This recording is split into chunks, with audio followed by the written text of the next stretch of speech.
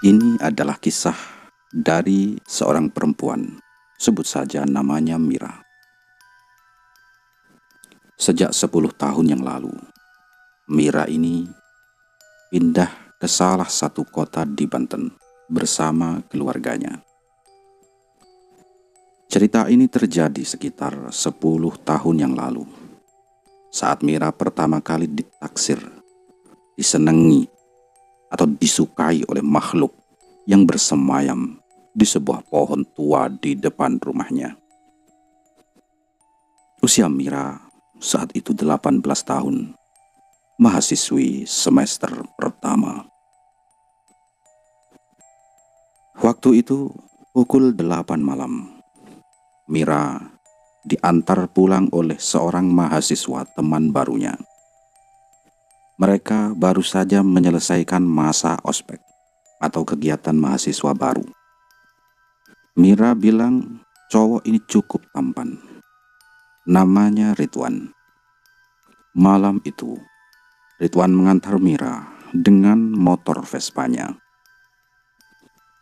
Rumah Mira berada di tepian kota. Tidak terlalu ramai. Di sekitar rumahnya masih banyak pepohonan rindang. Terima kasih ya Wan, sudah mau nganter jam segini. Ah, nggak apa-apa lah. Daripada kamu ngangkut sendirian, bahaya kan, kata Ridwan. Mira bilang, waktu itu ia memang mulai suka sama Ridwan. Jadi, ia sangat senang malam itu. Selepas melepas Ridwan pulang, Mira langsung masuk ke rumahnya. Ia lalu mandi karena badannya terlalu gerah dan terasa lengket karena keringat dengan sebab-sebab kegiatan ospeknya.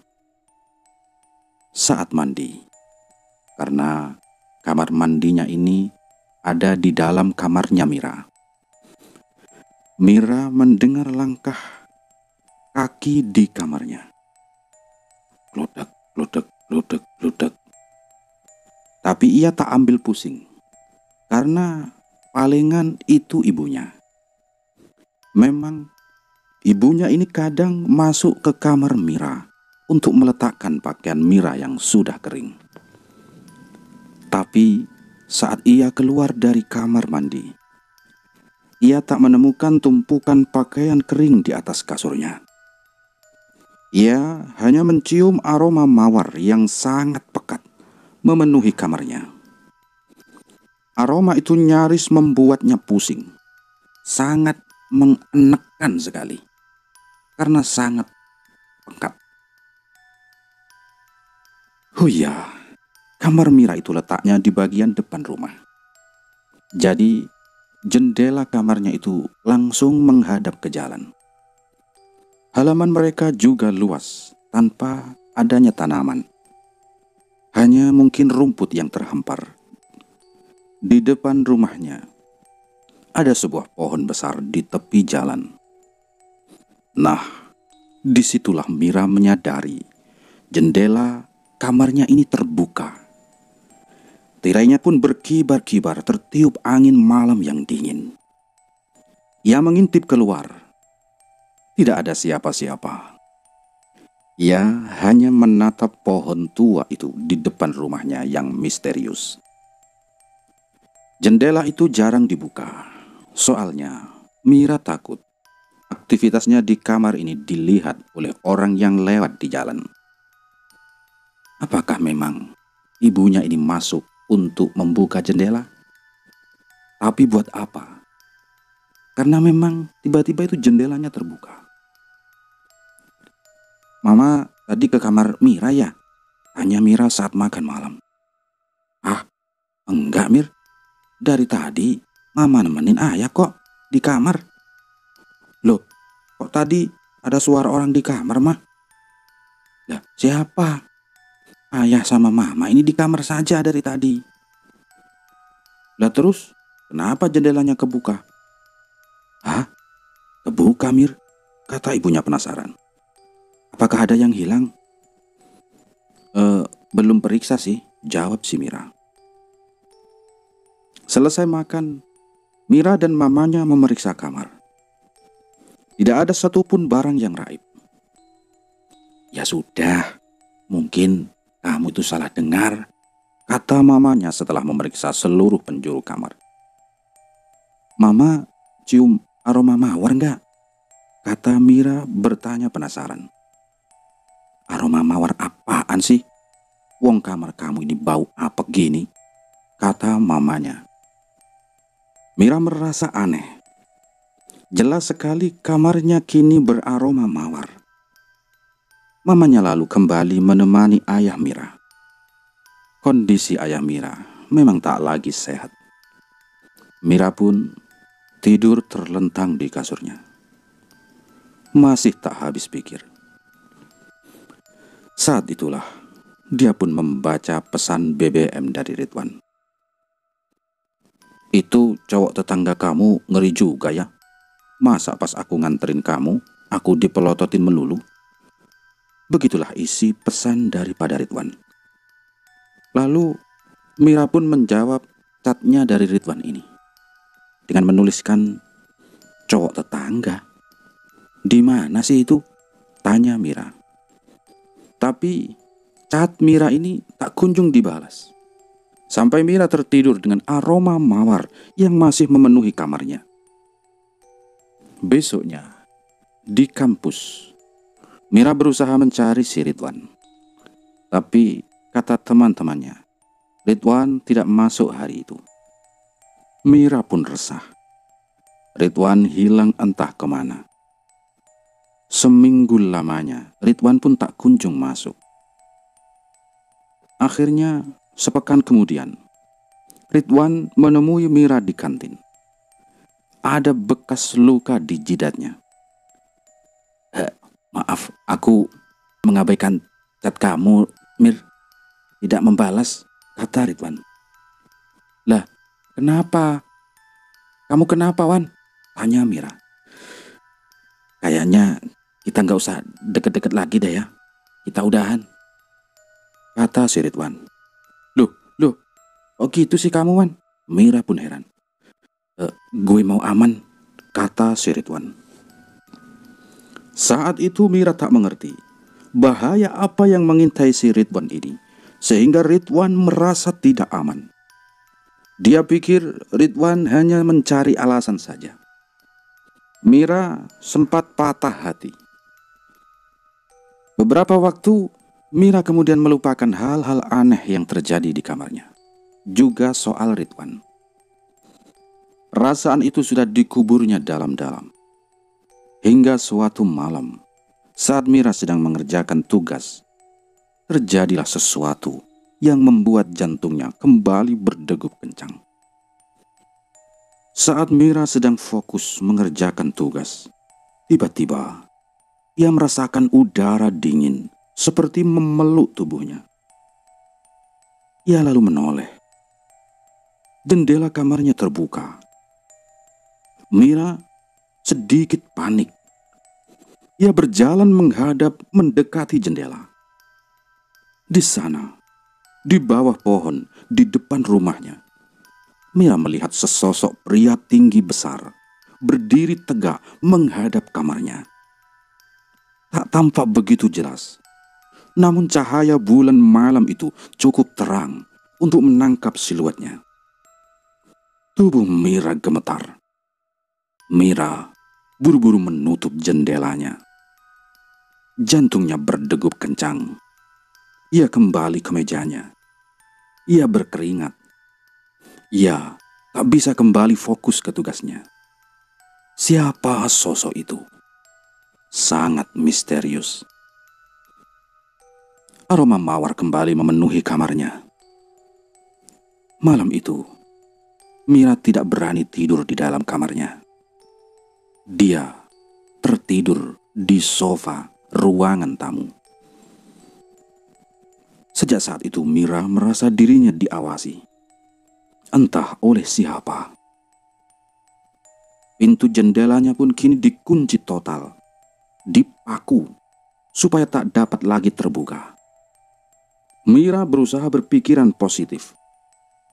Namun, Ada ketakutan yang bersemayam di dalam dadanya. Gangguan itu pun sempat hilang, sampai Mira dekat dengan seorang lelaki yang bernama Yoga, teman kelasnya Mira di semester 2. Yoga ini orangnya baik, perhatian, dan senang melakukan hal-hal yang menurut Mira ini romantis. Di suatu hari Minggu, Yoga datang untuk menjemput Mira. Mira tentu sangat senang. Itu adalah kencan pertama mereka. Setelah selesai berdandan, Mira pergi bersama Yoga. Loh, tadi siapa Mir? Tanya Yoga di jalan. Siapa apanya sih? Tanya Mira heran. Itu yang di depan rumah, nongkrong dekat pohon. Mira pun kaget. Apakah itu sosok yang sama dengan yang ia lihat? Hah, bukan siapa-siapa, palingan tetangga, sahut si Mira. Hatinya saat itu langsung merasa tidak tenang. Hari yang seharusnya menyenangkan itu menjadi rusak karena cerita Yoga. Sepanjang kencan, Mira terus mengkhawatirkan Yoga. Ia ingat Ridwan juga pernah melihat sosok itu, dan Ridwan menghilang dari hidupnya. Malam itu, Yoga mengantar Mira pulang. Masih belum larut, baru pukul 7 malam. Sesampainya di depan rumah, Mira menatap pada pohon di depan rumahnya. Kamu lihat apa, Mir? Tanya Yoga.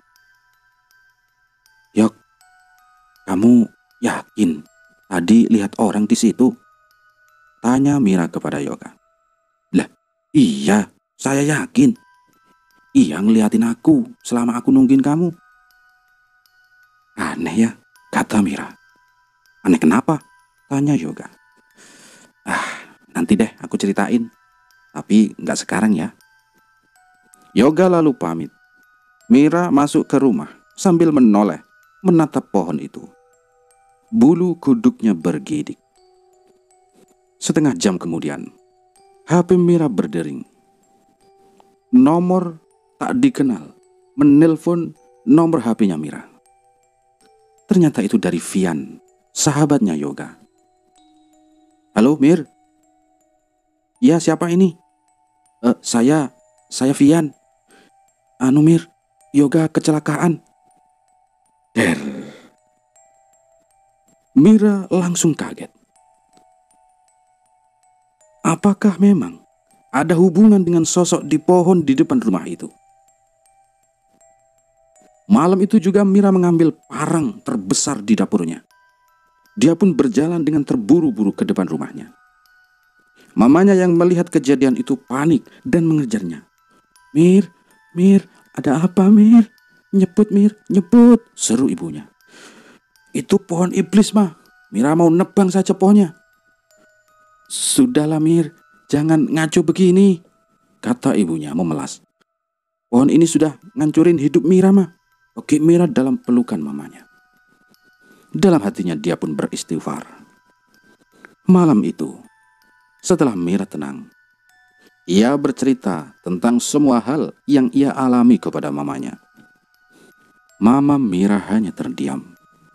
Masih setengah percaya, setengah tidak.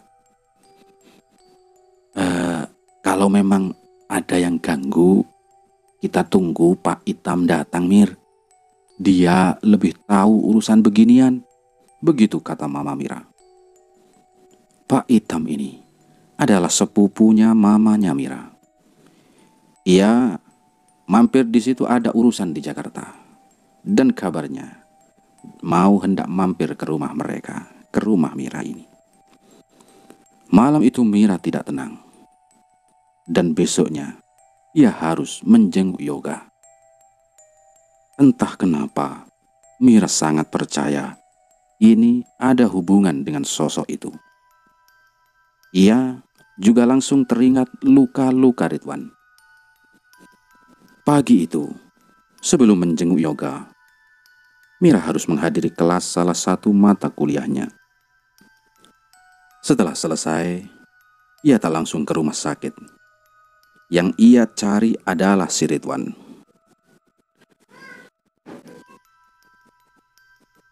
Setelah berusaha mencari, akhirnya si Ridwan ini ditemukan di perpustakaan.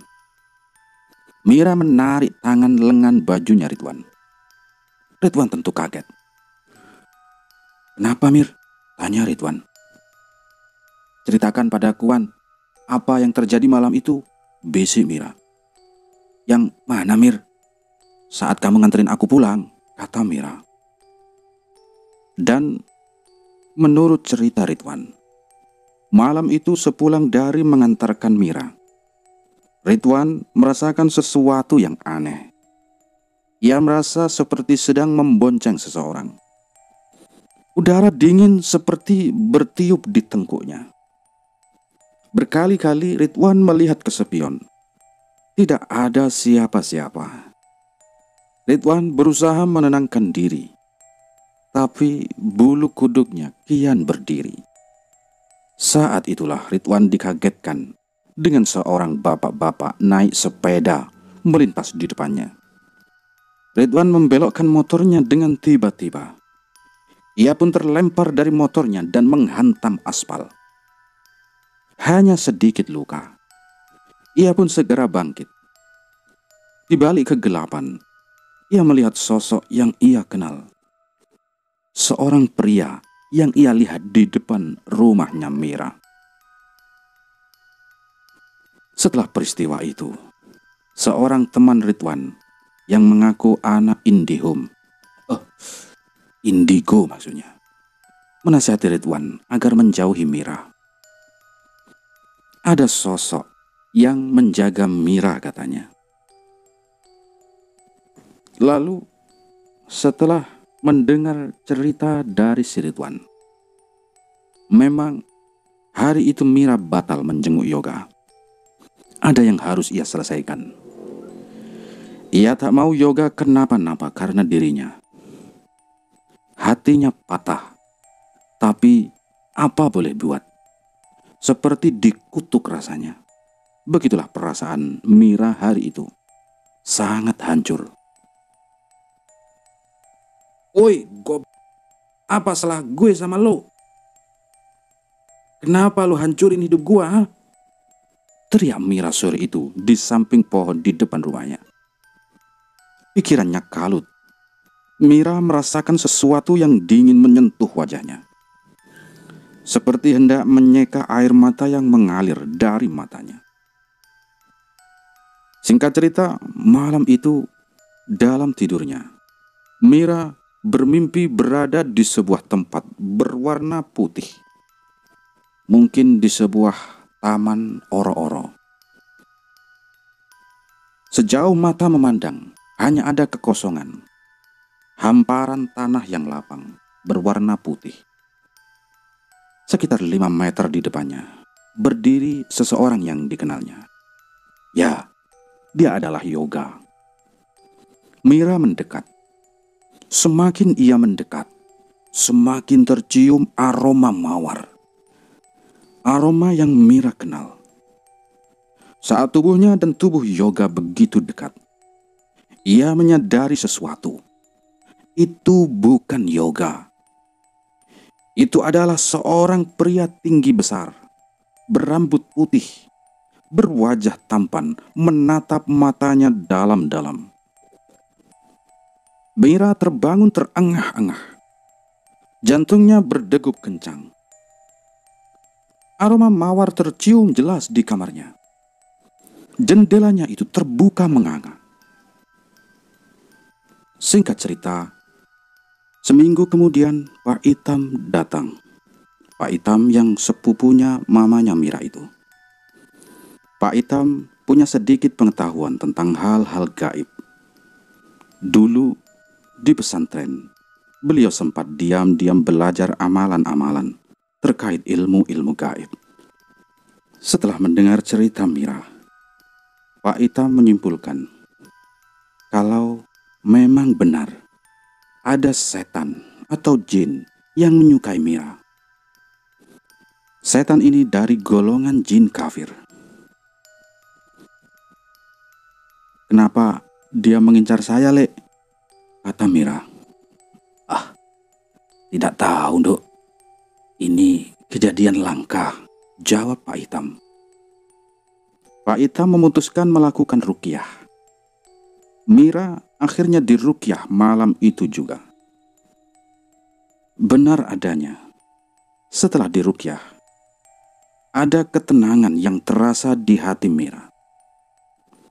Dan pohon itu ternyata tidak berada, dan yang lebih menyesakkan, pohon besar itu ternyata tidak berada di wilayah tanah milik keluarga Mira. Ya mau tidak mau, mereka tidak dapat menebang pohon itu begitu saja. Semua berjalan normal hingga memasuki tahun kedua kuliah. Namun, selama itu, Mira masih tak berani dekat dengan seorang pria. Yoga masih selalu mengejarnya. Namun Mira memilih menghindar. Apesnya, pada sebuah mata kuliah, Yoga dan Mira harus ada di satu kelompok yang sama. Mira benar-benar tak dapat menghindar. Mereka tak banyak berbicara selama mengerjakan tugas kuliah. Namun, Yoga berusaha mendekati Mira malam itu saat Mira menunggu angkot di tepi jalan. "Sudahlah, Mir. Kenapa kita harus takut? Kita itu manusia. Manusia itu adalah makhluk paling mulia. Merekalah yang harus takut ke kita. Aku sayang kamu, Mir. Buatku ini semua bullshit," seru Yoga. "Aku juga sayang kamu. Aku gak mau kamu kenapa-napa, Yoga," sahut si Mira. Enggak. Kita gak akan kenapa-napa, Mir." Yoga tetap kokoh untuk bersama Mira. "Kamu tunggu di sini sebentar ya," kata Yoga. Tak lama kemudian, ia datang dengan motornya. "Ayo, aku antar kamu pulang," kata Yoga. "Jangan nekat, Yok." "Ah, kita buktikan, kita nggak akan kenapa-napa." Mira termenung. Mungkin memang sudah waktunya ia melupakan kejadian aneh itu. Malam itu langit tampak cerah. Udara tak begitu dingin. Motor Yoga melaju di tengah keramaian menuju tepi kota. Mira memeluk Yoga penuh rindu. Mungkin memang sudah waktunya untuk hidup normal, pikirnya di dalam hati. Sesampainya di rumah, Mira dan Yoga sama-sama menatap pohon itu. Lengang dan hening suasananya. "Seharusnya dia sudah tak menggangguku lagi," kata Mira. Maka, serta-merta, Yoga tiba-tiba merasa pusing. Kepalanya seperti berputar-putar. Tubuhnya oleng. Namun sekian detik, kemudian ia berdiri tegap menatap Mira dengan tajam. "Aku masih di sini," katanya. Lalu Yoga tumbang dan pingsan. Mira berlari ke dalam memanggil mamanya. Mamanya yang sedang bersama ayahnya buru-buru keluar. Tapi Yoga tidak ada di sana. Motornya juga menghilang. Kemana dia? Benar-benar aneh. HP Mira pun berbunyi. Itu adalah pesan dari Yoga. Pesannya berbunyi, "Ternyata aku salah duga." Setelah itu urusan percintaan Mira ini benar-benar kacau. Jangankan teman dekat, menjadi teman Mira saja, sepertinya laki-laki itu pada menghindar semua. Mereka seperti tidak betah berada di dekat Mira. Mira sempat menghubungi RT RW di wilayah rumahnya untuk mendapat izin menebang pohon itu. Tapi Pak RT bilang, warga pasti tak setuju karena memang pohon itu sudah lama dikenal angker. Mereka takut menebang pohon itu hanya membuat masalah menjadi lebih runyam. Dan memang sosok itu tak pernah muncul lagi. Tak pernah ada aroma mawar yang aneh di kamarnya seperti dulu. Apa yang dia mau? Apa yang sebenarnya sedang terjadi? Di tahun ketiga kuliah, barulah Mira kenal dengan seorang junior bernama Gadis. Gadis ini adalah anak perempuan yang indigo. Dia juga lulusan sebuah pesantren. "Kak, sepertinya kakak ada yang nutupin," kata Gadis pada suatu sore seusai mereka rapat himpunan. Oh iya, untuk menyibukkan diri, Mira sengaja ikut berorganisasi. "Ditutup bagaimana, Dis?" "Iya, aura kakak kayak dikunci gitu." "Loh, kok kamu bisa tahu?" "Kata orang sih, aku ini ada kemampuan, Kak," sahut si Gadis. Saat itulah Mira mengerti kenapa para lelaki ini cenderung antipati kepadanya. Menurut si Gadis, itu kejadian langka. Ia juga pernah mendengar soal manusia ditaksir jin, tapi tak sampai tahap mengganggu. "Gimana kalau jinnya diajak bicara, Kak?" tanya si Gadis. Maksud kamu ngobrol sama jin, Dis?" "Iya, biar tahu apa maunya." Sebuah ide yang aneh dari Gadis. Tapi karena sudah terlalu frustasi, Mira pun setuju. Suatu malam, Gadis menginap di rumah Mira. "Dia masih di situ, Kak, ngeliatin kakak mulu," kata Gadis saat melintasi pohon itu.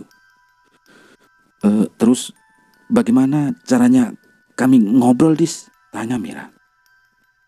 "Ingat mimpi kakak? Ya, kita masuk lewat situ ya," kata Gadis. Lalu Mira disuruh berbaring. Gadis pun memegang tangan Mira. Kemudian beberapa menit atau beberapa jam pun berlalu.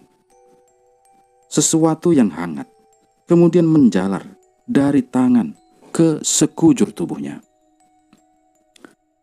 Kemudian di ruang putih yang kosong itu, Mira melihat sosok itu lagi.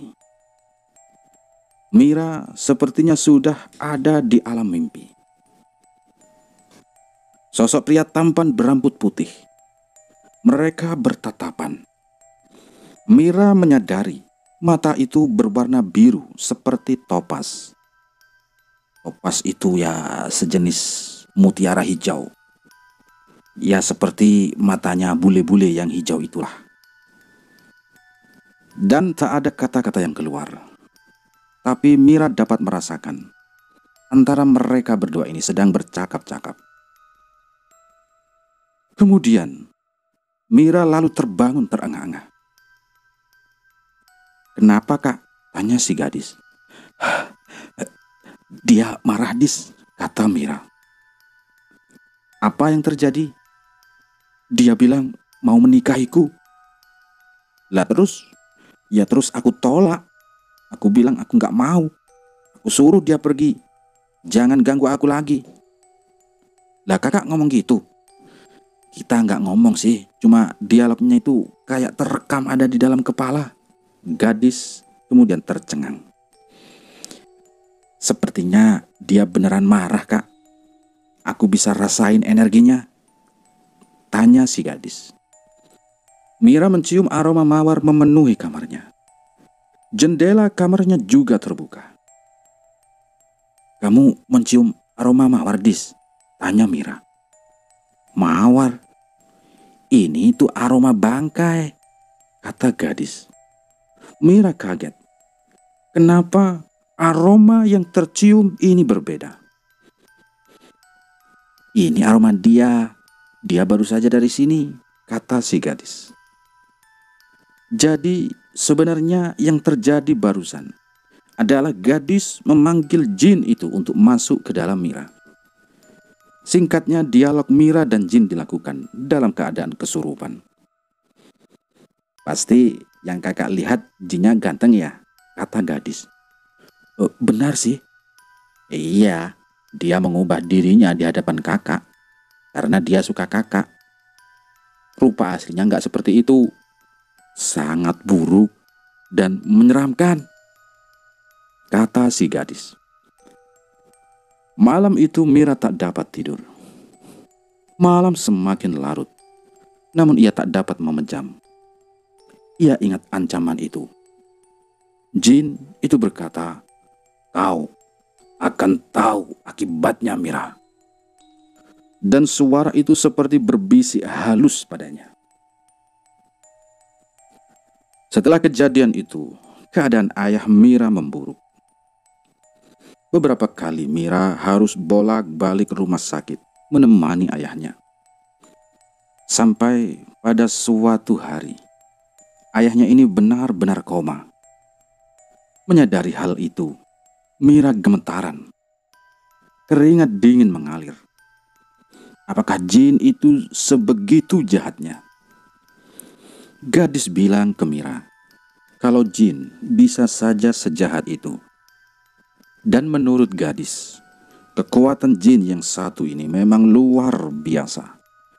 Kalau harus melawan, ia pun tak sanggup. Tapi kalau Mbak Mira mau, kita bisa pergi ke rumah kiai saya, kata si gadis. Mira tak punya banyak pilihan. Mira pun mengakhiri percakapan di telepon siang itu, karena Mira tengah menjaga ayahnya.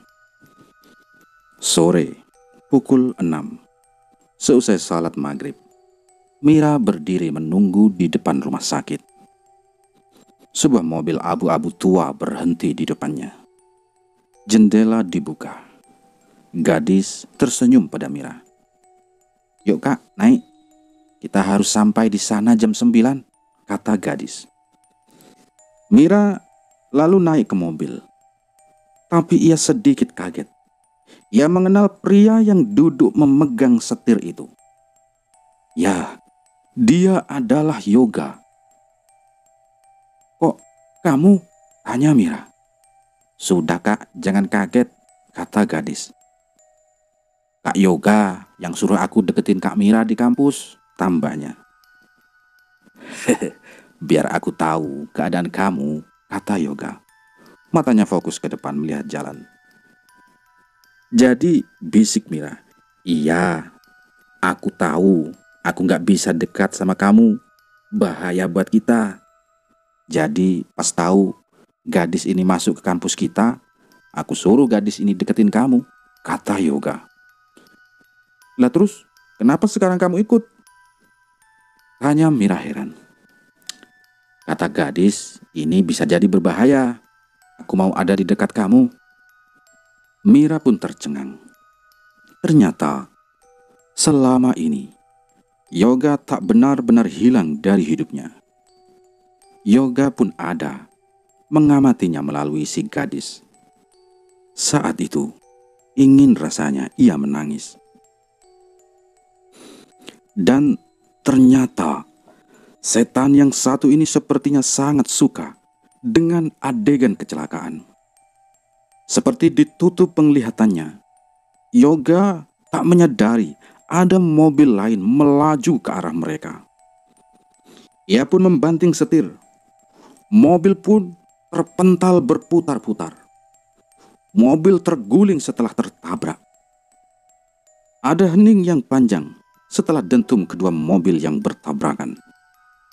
Ambulan meraung-raung membawa Mira yang saat itu sedang koma. Yoga dan gadis hanya luka-luka ringan. Mereka duduk di samping Mira sambil saling menatap. Mereka melakukan sebuah kesalahan. Di dalam alam bawah sadarnya, Mira kembali di ruang putih itu, di hamparan yang penuh dengan suasana putih. Pria berambut putih bermata biru itu berdiri di hadapannya. Dialog kembali terjadi di kepala Mira. "Bagaimana? Sudah berubah pikiran?" tanya sosok itu. "Kenapa aku di sini?" tanya Mira. "Karena kamu adalah pengantinku." Enggak. Aku nggak akan pernah mau sama kamu. Aku mau pulang," seru si Mira. Mira ini berusaha mengingat apa yang terjadi dengan dirinya. Ia pun ingat kecelakaan itu. Di rumah sakit, Yoga, Gadis, dan mamanya Mira menunggu di luar. Mira saat itu langsung dilarikan ke UGD. "Kita harus melakukan sesuatu, Kak," kata Gadis ke Yoga. "Ngelakuin apa, Dis? Kita nggak boleh biarin Mira sendirian." "Ya terus harus gimana?" "Kita kirim doa, Kak," kata Gadis. Di sisi lain, di alam gaib, Mira masih berada bersama sosok itu. "Kamu harus menerima saya," kata sosok itu. "Kenapa saya harus menerima kamu?" pekik Mira. "Karena ayah kamu bersamaku," katanya. Entah dari mana, Mira lalu dapat melihat ayahnya berpakaian serba putih berdiri di samping sosok itu. "Ayah, ayo kita pulang ya," kata Mira. Tapi ayahnya hanya diam mematung. "Kau apakan ayahku?" tanya Mira. "Ayahmu boleh pulang kalau kamu tinggal di sini," katanya. Sungguh ini pilihan yang sulit. Sementara itu, dokter berusaha menyelamatkan Mira di ruang UGD. Mamanya menunggu di luar. Gadis dan Yoga memanjatkan doa yang panjang setelah sholat Isya. Yang terjadi kemudian adalah dokter keluar ruang operasi dengan wajah penuh penyesalan. Keheningan seperti mengisi lorong-lorong rumah sakit. Dokter menyatakan Mira telah tiada. Yoga dan Gadis yang kembali dari musola hanya bisa terdiam. Yoga masuk ke dalam menyusul Mama Mira. Mereka hanya bertatapan. Air mata Mama Mira ini telah tumpah. Yoga juga tak dapat menahan kesedihannya. Sementara itu, ayah Mira malah terbangun dari komanya. Mendengar kabar itu, Mama Mira langsung menyeka air matanya. Ia tak mau ayah Mira kaget. Ia lalu meninggalkan Yoga dan Gadis bersama Mira. "Mana Mira?" tanya ayahnya Mira. "Ada, itu sedang pulang," mamanya berbohong. Panggil Mira kemari." "Iya, nanti ayah. Nanti Mira kemari. Sekarang, saya mau bertemu sekarang." Sementara itu, Yoga tak kuasa menahan tangis. Ia menggenggam erat tangan Mira. "Jangan pergi, Mir, jangan pergi," bisiknya lirih. Di dalam alam gaib, Mira telah mengenakan baju berwarna putih. Ada rangkaian bunga mawar di tangannya. Di ruangan putih itu, kini berdiri sebuah sepasang singgasana. Sosok itu memegang tangan Mira. "Terima kasih, kamu sudah mau tetap di sini." Kemudian, tiba-tiba, sosok Yoga muncul di sana. Atau sosok orang yang mirip menyerupai wajahnya Yoga. Di ruangan putih itu. Dengan baju putih juga. "Pulang, Mir. Tempat lo bukan di sini," kata Yoga. Sosok yang mencintai Mira itu mencengkeram tangan Mira kencang sekali. Namun, sosok yang mirip dengan wajahnya Yoga memegang tangan Mira yang lain. Mira dapat merasakan adanya dua energi besar seperti sedang beradu di dalam tubuhnya. "Kamu harus tetap di sini," cegah sosok itu. Perlahan-lahan, sosok yang mencintai Mira itu berubah menjadi hitam menyeramkan. Mira dapat melihat liur menetes dari mulutnya yang lebar. "Bawa aku pulang, Yok," seru Mira. Mira dapat merasakan energi yoga membesar. Pegangan sosok yang mencintai Mira itu pun terlepas. Tangan sosok itu seperti terbakar. Mira dan Yoga kemudian berlari. Lalu mendadak semuanya gelap. Tak lama kemudian, Mira membuka mata. Terlihat di situ Yoga menangis di hadapannya. "Yok, kamu kenapa?" Yoga dan gadis kemudian berpandangan. "Suster, dokter, Mira masih hidup," seru Yoga. Dokter kembali masuk. Yoga dan gadis diminta keluar. Yoga menemui mamanya Mira yang sedang menemani ayah Mira. "Ma, Mira kembali bersama kita," bisik Yoga. Mama Mira terbelalak kaget bukan kebalang. Bagaimana bisa, pikirnya. Peristiwa itu memang di luar Nurul. Di luar nalar maksudnya.